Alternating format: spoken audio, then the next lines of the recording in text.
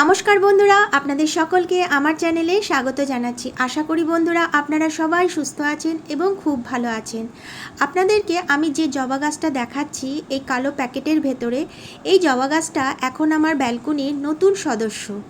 আর এই জবা গাছটা আমি কিন্তু কোনো নার্সারি থেকেও আনিনি। আমার কিন্তু এই জবা গাছটার পেছনে একটা টাকাও খরচা হয়নি।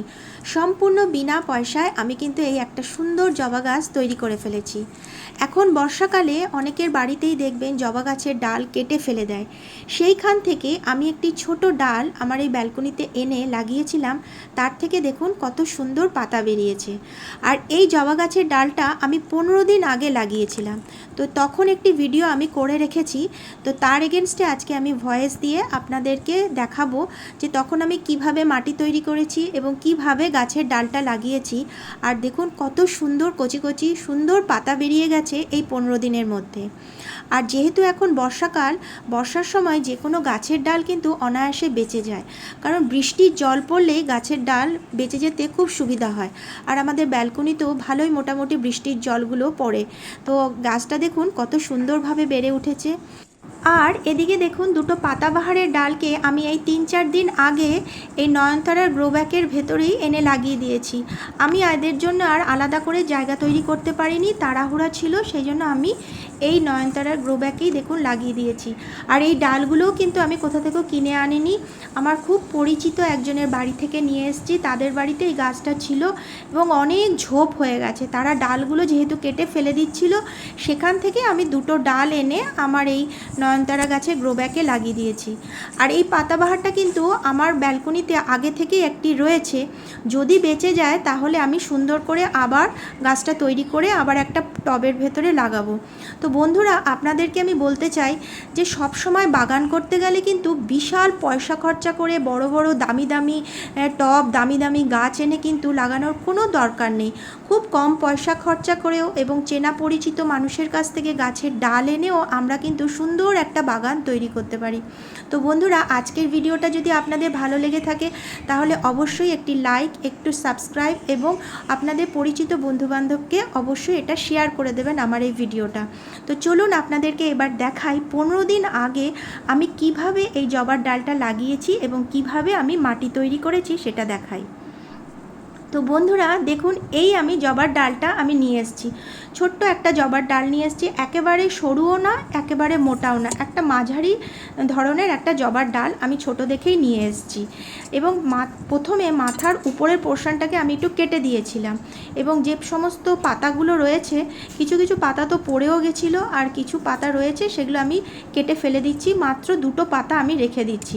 আর সুন্দর করে ছুরি দিয়ে আমি ওপর আর নিচটা সমান করে একটু কেটে নিচ্ছি, ভালোভাবে একটু আমি কেটে নিচ্ছি। দেখুন যেন দুটো দিক যেন একদম স্ট্রেটভাবে থাকে। দেখুন আমি একটি ডাল নিয়ে এসেছি, বেশি বড় ডালও দরকার নেই, একদম বেশি পাতলা এবং সরু ডালেরও দরকার নেই, এবং ডালটায় যাতে কোনো ফাঙ্গাস না হয় সেই জন্য আমি একটু স্যাপ ব্যবহার করছি। আমি হাতের মধ্যে অল্প একটু নিয়ে একটু জল দিয়ে গুলিয়ে ডালের দুটো প্রান্তেই আমি ভালোভাবে স্যাপটা লাগিয়ে দিলাম। এবার এই অবস্থায় আমাকে একটু শুকানোর মতন রেখে দিতে হবে, যেন শুকিয়ে যায় ডালটার মধ্যে এই স্যাপটা। আর জলটা দিয়ে আমি হাতটা ধুয়ে নিলাম। এইবার আমি এটার ভেতরে নিয়েছি মাটি নিয়েছি আর বালি নিয়েছি। মাটি আর বালি দিয়েই কিন্তু আমি এটা তৈরি করেছি আর ছোট্ট একটা গ্রো ব্যাগের ভেতরে এনে লাগিয়ে দিয়েছি। আমি তখন বুঝতে পারিনি গাছের ডালটা বাঁচবে কি বাঁচবে না। আমি এরকমভাবেই তৈরি, কারণ যখন গাছের ডাল বাঁচানোর হবে তখন কিন্তু বিশাল সার ফার দিয়ে বসানোর দরকার নেই, শুধু মাটি আর বালু দিলেই হয়ে যাবে। তাহলেই গাছের ডাল যখন বেঁচে উঠবে তারপরে সুন্দর করে মাটি তৈরি করে গাছ বসানো যেতে পারে। আগে এই গাছটার বাঁচুক তারপরে বসাবো। তো এইবার আমি একটু জল দিয়ে দিয়েছি এবং ছায়া জায়গায় রেখে দিয়েছিলাম। 10 দিন পরে আমি এটা রোদে দিয়েছি। দেখুন কি সুন্দর পাতা বেরিয়েছে, খুব সুন্দরভাবে কিন্তু গাছটার পাতা বেরিয়ে গেছে দেখুন। এবং এই যে আমি একটা টব নিয়েছি, এই টবটা আমার ব্যবহার করা টব, এই টবটার ভেতরেই আমার লাল জবা গাছটা ছিল। এই টবটা এখন আমি রেখে দিয়েছি, এই টবটাতেই আমি এই জবা গাছটা লাগাবো।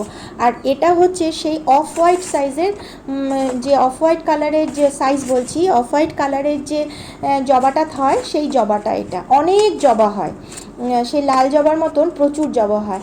আর এটা হচ্ছে আমার মাটি, আর এই মাটির মধ্যে প্রচুর গোবর সার রয়েছে।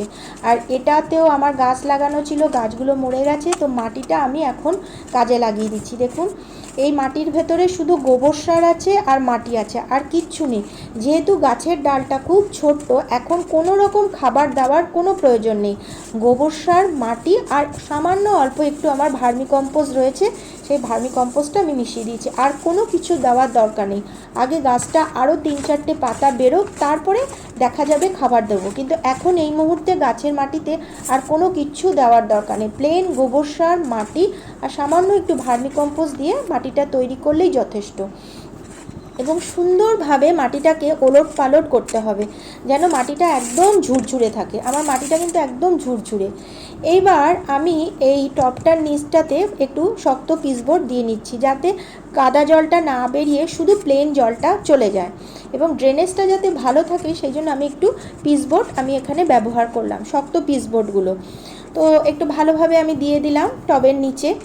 এরপরে আমার এই টবটার ভেতরে অনেক দিন ধরে রয়েছিল কিছু শুকনো পাতা, ওই পাতাগুলোকেও আমি নিচে দিয়ে দিলাম। পাতা পচা সার তো ভীষণই ভালো গাছের পক্ষে, খুবই ভালো। এবার গাছটা যতক্ষণে বড় হবে, শিকড়টা নিচে যাবে, ততক্ষণে পাতাগুলোকে ওই শিকড়টা পাবে, তার আগে পাবে না। দেখুন কত গোবর সার রয়েছে, প্রচুর গোবর সার এই মাটিতে রয়েছে।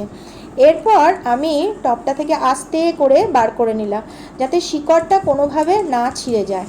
এবার আমি হালকা করে দেখুন আস্তে করে বার করে নিচ্ছি মাটিটা থেকে, যেন কোনোভাবে শিকড়টা যেন না ছিঁড়ে যায়, সেইভাবে আমি হালকা করে কিছু কিছু মাটি একটু ওই আলাদা যে গামলাটা রয়েছে সেই গামলার মধ্যে রেখে দিচ্ছি, কারণ আমি নতুন যে মাটিটা তৈরি করেছি সেই মাটিটাতেই বসাবো। কিন্তু শিকড়ের সঙ্গে যে মাটিগুলো লেগে রয়েছে সেগুলোকে কিন্তু একদম ছাড়িয়ে দেব না। এরপর আমি জবা গাছটাকে বসিয়ে দিলাম, এবং সাইড থেকে আমি আরও মাটি ভালোভাবে গাছের গোড়াতে দিয়ে দিলাম। দেখুন সুন্দরভাবে দিয়ে দিলাম। এই গাছটাও এবার আবার সেই লাল জবা ফুলের গাছটার মতন এই গাছটাতেও আবার সুন্দর ফুল দেবে।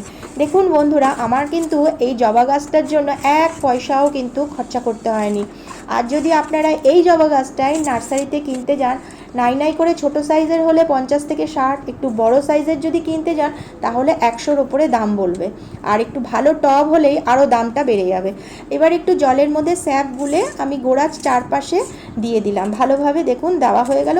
গোড়াতে কখনো জল দেবে না, গোড়ার সাইডে আপনারা সবসময় জল দেবেন। বন্ধুরা, আজকের মতন আমার এই ভিডিওটা এখানেই শেষ করছি। আপনাদের অনেক অনেক ধন্যবাদ, ভালো থাকবেন।